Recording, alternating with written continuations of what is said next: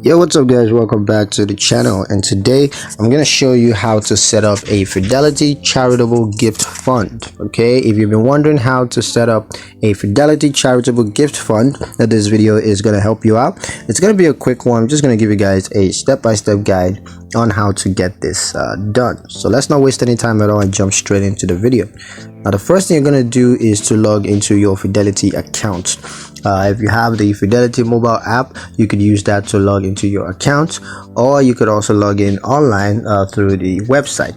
And once you're logged into your account, you just want to click on investment products, and then you're going to click on charitable gift fund. Next, that's going to initiate the charitable gift fund setup process. And in setting up, you're going to need to provide the required information. Of course, that's going to include charitable goals. Once that's done, you're going to choose the charitable gift fund options, and then confirm the charitable gift fund details. Make sure everything is accurate, and from there on you'll be able to monitor the charitable gift fund activity.